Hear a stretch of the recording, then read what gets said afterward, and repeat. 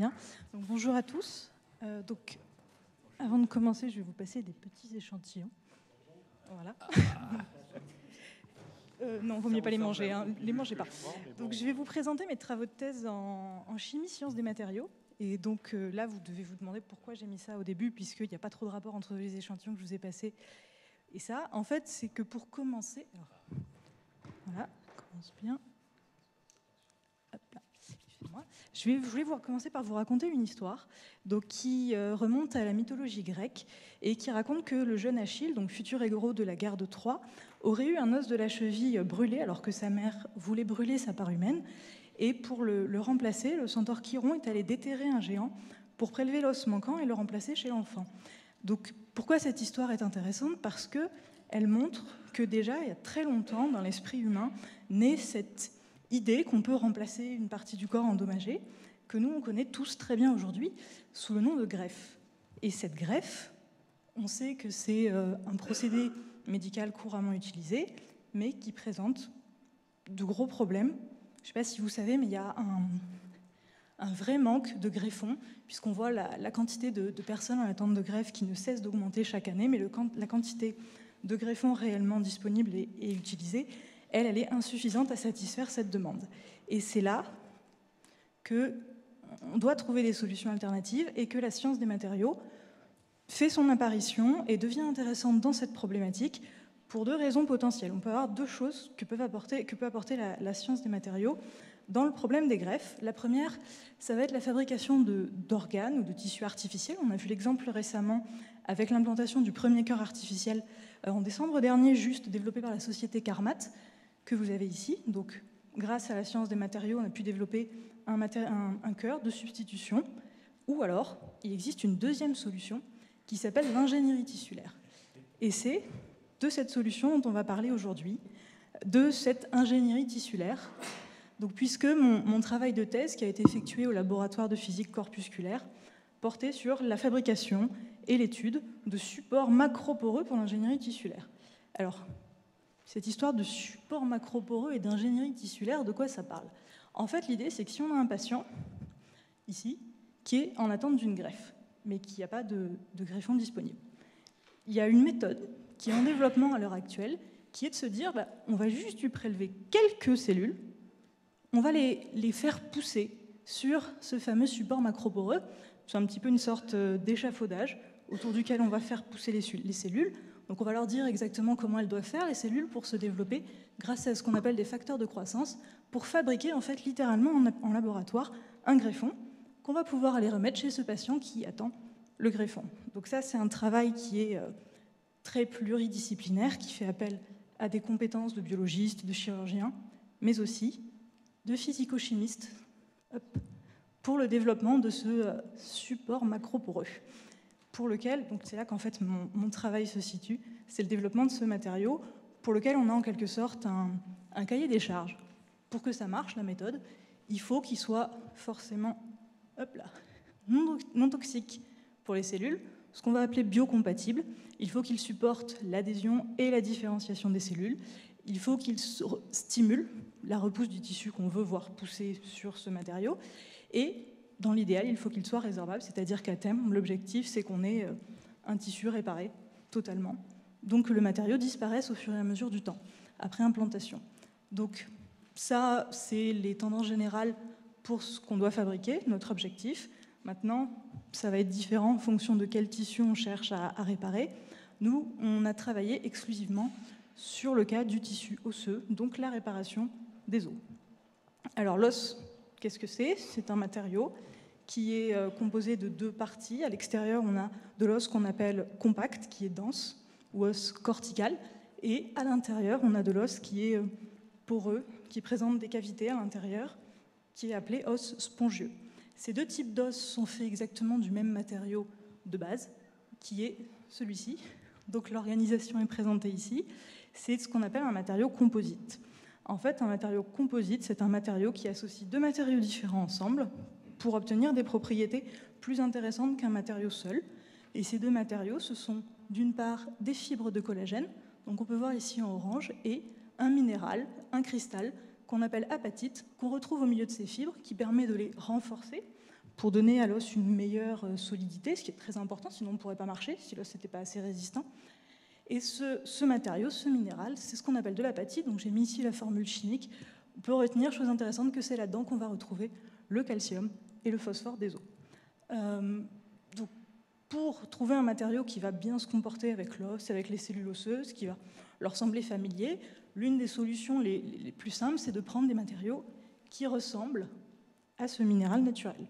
Ça marche bien, mais il y en a une autre qui est plus surprenante, et c'est celle qu'on a utilisée, c'est d'utiliser des matériaux qui s'appellent des verres bioactifs. Donc c'est vraiment du verre, comme ceux que vous avez sur vos tables, pas tout à fait la même composition, mais c'est des verres qui ont une propriété vraiment assez remarquable vis-à-vis des cellules osseuses, vis-à-vis de l'os, qui est qu'en fait, donc j'ai mis ici là, ce verre, on peut l'avoir ici sous forme de poudre, c'est une forme commerciale, il est utilisé pour combler des petits défauts osseux. En fait, donc, composition simple, hein, dedans on va retrouver du silicium et du calcium, c'est intéressant de retenir ça. En fait, mis dans un milieu biologique, donc c'est un milieu qui contient des ions un peu comme le sang ou un milieu de culture cellulaire, quelque chose comme ça. Mis dans ces milieux, ce matériau va se dissoudre. Donc, il va relarguer les éléments qui le constituent, donc ce silicium et ce calcium qu'on a à l'intérieur, et ces éléments, ils stimulent en fait les cellules osseuses. Ils ont cette propriété particulière de stimuler les cellules osseuses, donc c'est déjà un premier effet très intéressant.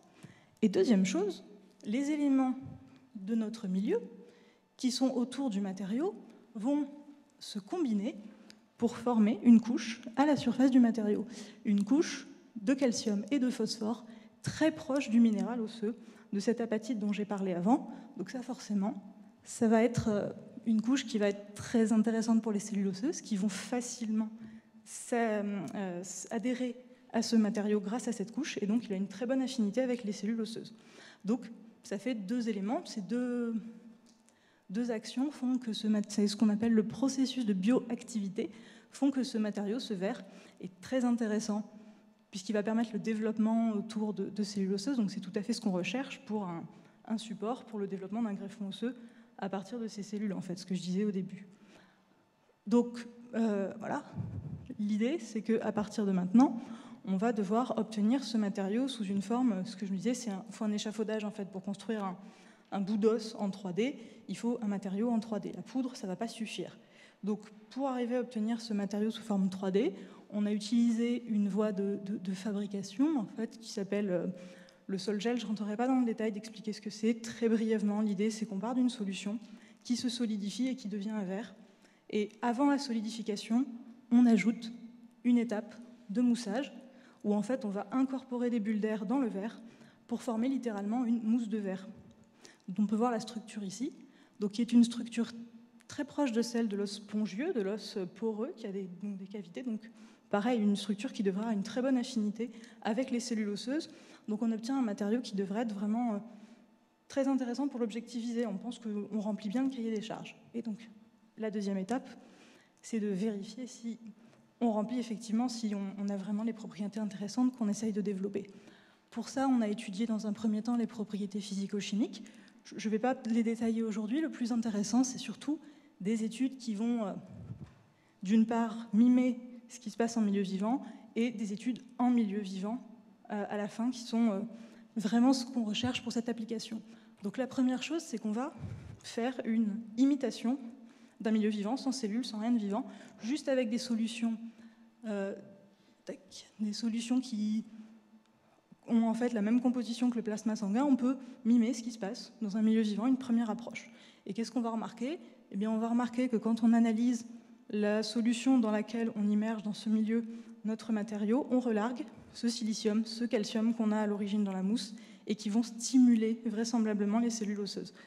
Donc on voit cette première étape déjà qui a lieu, et après l'idée c'est qu'on vérifie si la couche qui doit servir pour l'adhésion des cellules osseuses va effectivement se former. Pour vérifier si cette couche se forme, on utilise une méthode d'analyse qui s'appelle la PIX. Alors, la PIX, je ne vais pas rentrer trop dans le détail pour expliquer ce que c'est. C'est une méthode d'analyse qui se base en fait sur les compétences du laboratoire de physique corpusculaire dans l'analyse par grands instruments, par faisceaux de particules. Il y a une équipe, l'équipe dans laquelle j'étais, donc, qui est dédiée à l'analyse des matériaux pour la médecine par ce type d'analyse par grands instruments. Et l'idée, c'est qu'en fait, on va envoyer un faisceau de particules sur notre échantillon et que le signal qu'on va récupérer, donc ça on l'a fait au Centre d'études nucléaires de Bordeaux-Gradignan, le signal qu'on récupère, il est caractéristique des éléments qu'on a dans l'échantillon. Donc on peut dire, dans cet échantillon, j'ai ça et j'ai ça comme élément. Là, nous, dans la mousse, on avait, ce que je disais au début, silicium et calcium, au début, donc on peut vérifier si on l'a. Et deuxième chose très intéressante, ce qui est vraiment un apport important de cette technique là où on le fait, c'est qu'en fait, on va pouvoir balayer la surface de notre échantillon et à chaque point, on va dire, ah ben ici j'ai tel élément, ici j'ai celui-là, ici j'en ai pas, ici j'en ai un autre.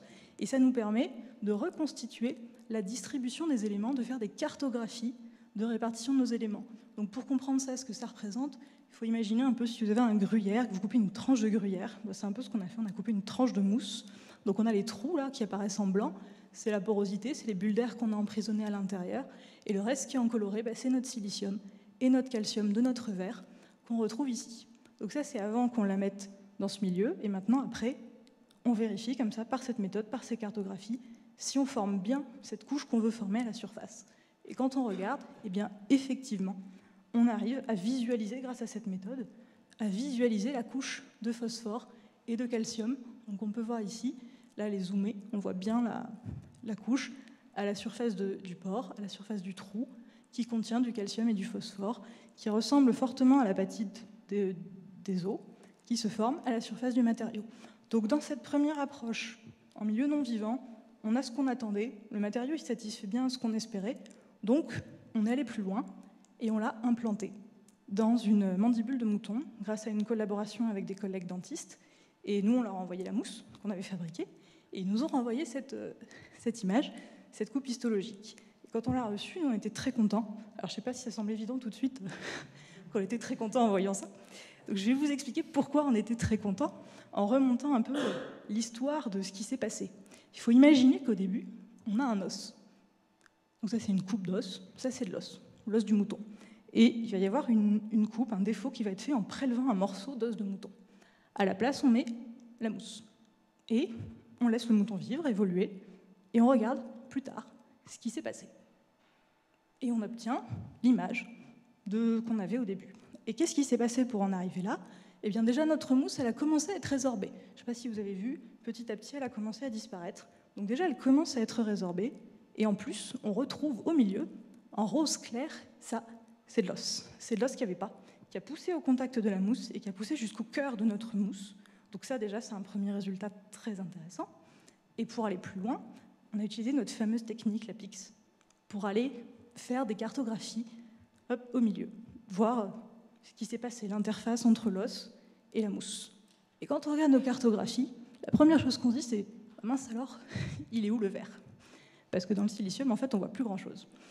Et en fait, la réponse, c'est que le verre, il est là.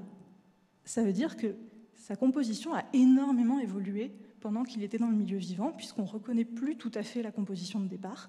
Notre verre, il s'est transformé en quelque chose qui contient du calcium et du phosphore, en quelque chose de très proche du minéral osseux. Il est en train de se minéraliser. Et on voit vraiment que ce qui s'est passé, en fait, c'est que notre mousse, elle s'est transformée, elle a été colonisée par des cellules osseuses et elle est vraiment bien intégrée dans le milieu, dans l'os. Donc, quelque chose de très prometteur. C'est pour ça qu'on était très contents en voyant cette image. Alors, donc on a vraiment un résultat très intéressant. Maintenant, il reste bien sûr toujours des petits points à améliorer, ce qu'on a essayé de faire. Le premier d'entre eux, ce n'est pas vraiment un problème de la mousse, c'est un problème de sa fabrication. Lorsqu'on l'a fait, il y a un réactif chimique qu'on utilise, j'ai appelé accélérateur de julification, qu'on utilise pour contrôler la vitesse à laquelle on fige notre solution pour obtenir notre verre. C'est un produit chimique qui s'appelle l'acide fluorhydrique, je ne sais pas si vous en avez déjà entendu parler. C'est un produit qui est très corrosif et très toxique. Donc si on peut l'enlever de la synthèse, c'est quand même beaucoup mieux. Et c'est ce qu'on a essayé de faire et on a réussi avec succès à le substituer en utilisant de la gélatine, qui donc là est absolument pas toxique, qui est absolument pas corrosive, dans la synthèse, qui nous permet de piéger les bulles d'air lorsqu'elles se solidifient, lorsqu'elles gélifient, la gélatine. Donc déjà, et ça nous permet toujours d'obtenir des mousses de verre avec la morphologie qui nous intéresse. Donc déjà, première chose intéressante. Et deuxième chose, et là c'est plus gênant, c'est le problème d'avoir une mousse de verre. Je ne sais pas si le verre, c'est vraiment le matériau le plus résistant auquel vous auriez pensé pour mettre dans un os qui va supporter la charge d'un être humain, quoi. C'est peut-être pas le matériau le plus résistant, et effectivement, les propriétés mécaniques des mousses de verre ne sont pas forcément adaptées à ce type d'application. Et du coup, on était un peu embêtés, on se dit, mais c'est dommage, on a un matériau qui marche très bien, mais il y a une propriété qui ne va pas. Donc, est-ce qu'on doit changer de matériau ou est-ce qu'il y a une autre solution? Et cette autre solution, elle existe, c'est de se dire, dans la nature, l'os, ce n'est pas un matériau tout seul. C'est deux matériaux associés, parce qu'un seul ne suffirait pas à avoir les propriétés qu'on veut. Et là, on s'est dit, pareil, on va associer notre verre à un autre matériau pour avoir les propriétés qui nous intéressent. Et cet autre matériau, on a choisi d'utiliser de la gélatine. Donc, pour fabriquer ce matériau composite, avec une partie organique, la gélatine, et une partie minérale, le verre, on a fait un empilement de billes en polymère qu'on peut éliminer facilement, et on a coulé autour de la gélatine qui contient de la poudre de verre dispersée. On élimine les billes et on obtient des mousses un peu similaires à celles qu'on avait tout à l'heure, donc avec des trous, là où il y avait les billes à l'origine. On peut donner plusieurs formes en fonction du moule. Donc la structure, elle va bien. On a vérifié des propriétés mécaniques effectivement bien améliorées par rapport aux mousses de verre. En plus, chose intéressante, comme on utilise des billes maintenant et plus des bulles d'air, on contrôle un peu mieux la taille des trous qu'on fait dans le matériau. Donc ça, c'est toujours pas mal. Et là, maintenant, la vraie question, c'était de se dire, est-ce que notre verre, il est emprisonné dans la gélatine? Donc, est-ce qu'on a toujours l'effet qui nous intéresse? Et on a vérifié qu'effectivement, on relargue toujours le silicium et le calcium, donc toujours cet effet de stimulation. Et on a aussi la formation de cette couche de phosphore, de calcium à la surface de nos pores, qui devrait permettre l'adhésion des cellules osseuses. Donc, ce matériau, il est effectivement, c'est celui que je vous ai fait passer. Donc, je ne sais pas si vous avez vu un petit peu, c'est voilà, ces petites mousses sur lesquelles on se dit que normalement, les cellules osseuses devraient bien pousser, devraient bien permettre de fabriquer des greffons. Et donc ça, comme c'est un matériau qui paraît très prometteur, ça a donné lieu au dépôt d'une demande de brevet dessus, donc qu'on a faite. Donc voilà où on s'en est arrêté. On s'est arrêté à la fin de ma thèse. Donc j'ai présenté succinctement quelques résultats, pas tous. Il y a eu d'autres résultats sur l'étude des matériaux du verre bioactif et surtout sur la méthode de caractérisation, cette PIX qui est vraiment très intéressante pour caractériser les interfaces entre l'os et des matériaux pour la régénération du tissu osseux. Bien sûr, ça appelle d'autres perspectives, parce que là maintenant on se dit on a un matériau super intéressant, il faut aller plus loin, il faut aller voir si ça marche, si on arrive vraiment à cultiver des cellules dessus, à le réimplanter et à régénérer des défauts osseux. Donc ça, c'est la suite du travail et c'est ce qu'on espère pouvoir arriver et vérifier l'efficacité des matériaux. Voilà. Donc je vous remercie tous pour votre attention. Monsieur le vice-président, vous êtes content, hein? Bien sûr, parce qu'on a signé un brevet sur cette affaire-là, donc c'est sûr que l'on peut être que content. Enfin, ceci étant, ma question, c'est par rapport au verre, il sort d'où? Le verre, c'est-à-dire le verre initial, là, celui qui présente justement des alvéoles, etc. Oui. Est-ce qu'il a été réalisé au LPC ou... Oui.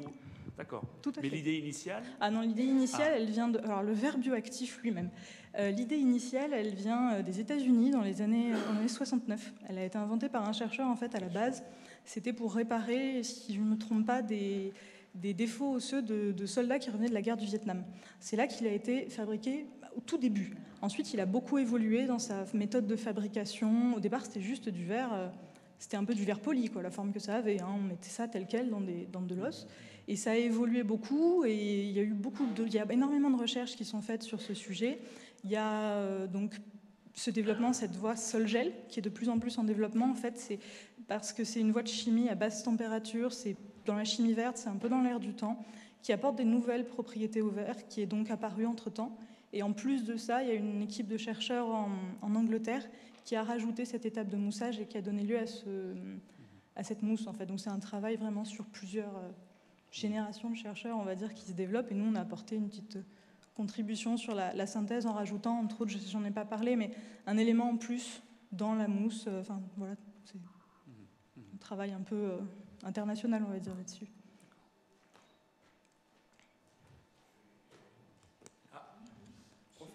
Est-ce que j'ai bien compris, mais peut-être je n'ai pas bien suivi, au moment de votre mandibule, oui. On a vu arriver les cellules osseuse. Et puis on avait le sentiment que le verre disparaissait progressivement. Oui, il y a a priori, en fait, il y a vu la structure que ça a, il y a des murs, certains morceaux du verre qui sont plus fins que d'autres. Donc on pense que ceux-là, ils ont été déjà résorbés. Parce qu'à terme, c'est un matériau qui sera éliminé par le milieu. Et s'il y a des zones qui sont vraiment très fines, très, très petites, voilà, elles vont être résorbées plus vite. Et est-ce que la constitution de ce verre est justement telle qu'à terme, il puisse être résorbé par les cellules Déjà, déjà, le silicium a été quasiment totalement éliminé. Voilà, on a vu ça. Et petit à petit, le calcium et le phosphore, avec le remodelage, c'est des éléments que le corps a l'habitude de... Oui, ça dépend de la taille après des particules. Ça dépend de la taille des particules, mais là, c'est des matériaux qui sont justement avec l'utilisation de ce fameux procédé Sol-Gel, qui ont disons une plus grande réactivité. C'est pas du verre comme on voit en fait. Vous avez vu, c'est blanc, c'est pas transparent. C'est parce qu'il y a énormément de petites aspérités. C'est très poreux. Il y a une très grande surface, donc ça réagit quand même pas mal. Ça a pris combien de temps pour obtenir ce qu'on a vu? Oui, pour le mouton, C'était 6 semaines là. Et il a cavalé ce mouton? Dans la mandibule, ça l'a pas empêché. Dans la patte, ça après. Alors, au niveau alimentation, est-ce qu'il a été, il a peut-être pas eu le temps de prendre une fonction masticative. Ça, je saurais pas dire exactement. Après, c'est vrai que c'est des travaux qu'on fait en collaboration avec d'autres chercheurs qui sont au Liban. Donc le mouton, moi, je l'ai pas rencontré, entre guillemets. C'est vrai que je ne sais pas trop, en fait, parce qu'il était utilisé il y a d'autres études qui ont été faites aussi. C'était pas juste dédié à notre matériau, donc c'est... Alors, vous semblez avoir la passion là pour ce projet-là, et je vois que vous travaillez pour Becton Dickinson maintenant. Est-ce qu'il y aura une continuation de ce côté-là avec une application de votre part? Non, pour l'instant, en fait, je travaille sur des seringues en verre, donc pour les produits pharmaceutiques, c'est pas tout à fait la même chose. Ça reste le médical qui m'intéresse beaucoup, mais après, moi, c'est vrai que pour l'instant, ça s'est pas fait. Mais j'aimerais vraiment pouvoir retourner sur ce genre de problématiques. Après, pour l'instant, voilà, il y a le brevet qui est en cours, qui vit, qui suit son cours. On va voir ce qui se passe derrière. Il y aura peut-être des investissements à suivre. On verra ce qui se passe, quoi.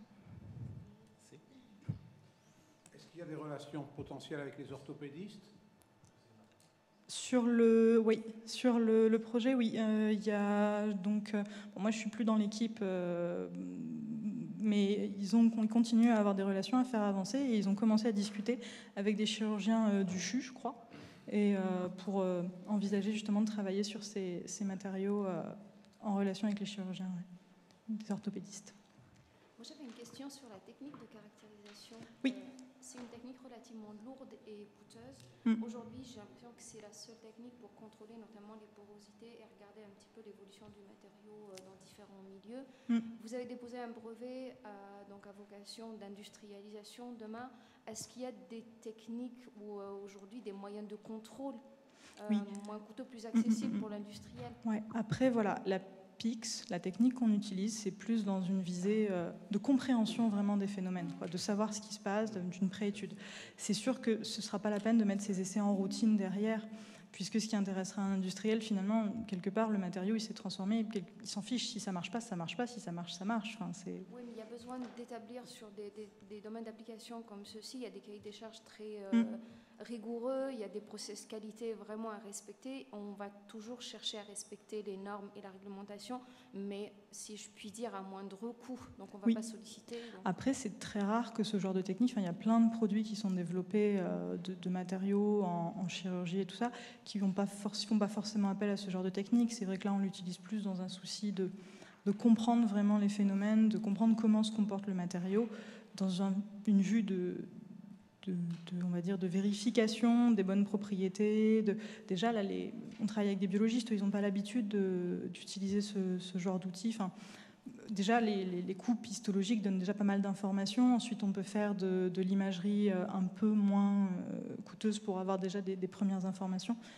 c'est vrai que dans un point de vue de l'application, ce ne sera peut-être pas nécessaire d'aller jusqu'à utiliser cette technique du point de vue industriel. On n'a pas encore réfléchi à d'autres méthodes de caractérisation, de contrôle. On peut envisager d'autres méthodes de caractérisation, ça dépend ce qu'on veut savoir comme information, quoi. C'est toujours pareil, parce que si on utilisait, je ne sais pas si vous connaissez la microscopie électronique à balayage, déjà on arrive à avoir des informations, on a fait des images, je ne les ai pas montrées, en électrons rétrodiffusés, on a... Oui, mais pareil, c'est pas le genre de technique qu'on va mettre sur une chaîne de production...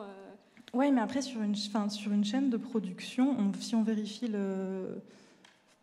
avec les billes, en fait, on voit sur cette méthode, surtout, c'est vrai qu'avec le moussage, on n'est pas sûr de contrôler bien la taille des pores.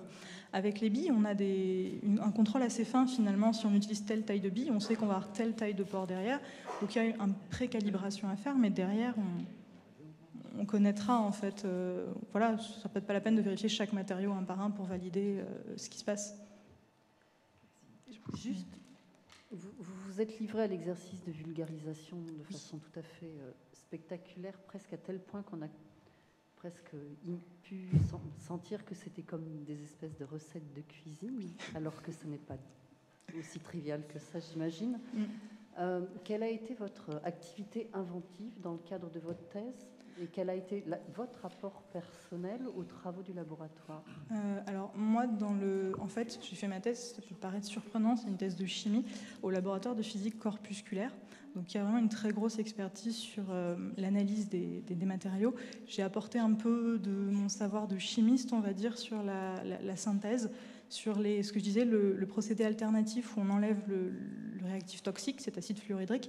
C'est moi qui ai eu un peu l'idée, comme j'étais dedans, je la pratiquais souvent, la synthèse, j'ai eu l'idée de remplacer, de tenter d'autres voies.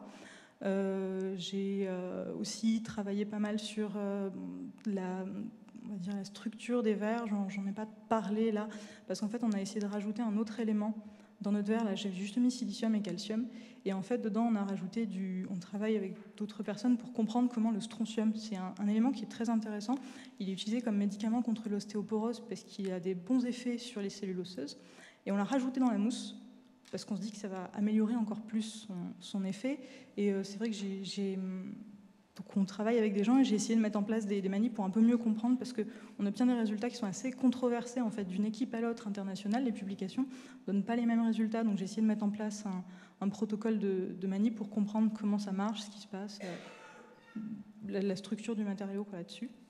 Et j'ai aidé à développer le brevet, même si l'idée n'est pas de moi à l'origine, apporter un peu de compétences chimiques là-dessus.